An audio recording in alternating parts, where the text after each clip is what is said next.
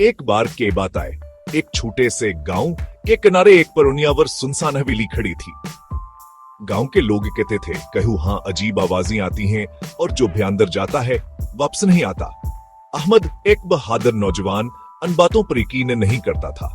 एक दिन इसने फैसला किया कहू खुद जाकर देखेगा कि हवेली के अंदर क्या है। रात का वक्त था, चांद आसमान पर अकेला था और अर्धगिर्द खामोशी छाई हुई थी। अहमद ने हवेली का दरवाजा हथका दिया और वह चरचराता हुआ खुल गया। अंदर अंधेरा था, दीवारों पर जाले लटक रहे थे और एक अजीब सी बू महसूस हो रही थी। अचानक एक आवाज आई। अहमद ने पीछे मुड़कर देखा, लेकिन वहां कोई नहीं था।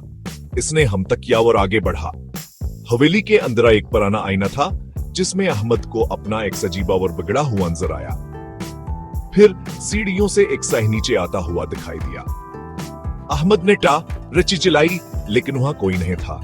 जब वहां एक कमरे में दाखिल हुआ तो दरवाजा हजूर से बंद हो गया। कमरे में एक पुरानी कर सहल रही थी, जैसे कोई आस पर बैठा हो।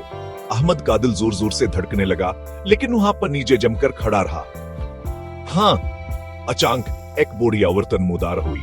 उसके चेहरे पर जख्म थे और आंखें सरखत हैं। उसने अहमद को कहा। अहमद ने हमत करते हुए पूछा।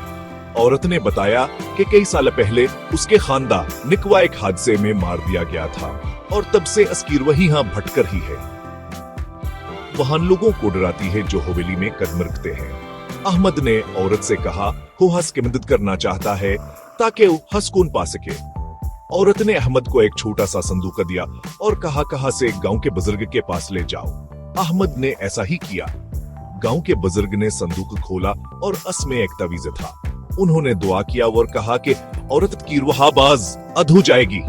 हवेली की प्रसरारियत खत्म हो गई और गांव के लोग दोबारा हंस के करीब आने लगे। अहमद की बहादुरी की किस्म ने तारीफ की और वह हमेशा याद रखा गया।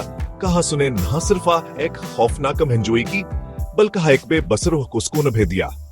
खौफ से भागने के बजाय इसका सामना करना हमें बहादुर और समझदार बनाता है।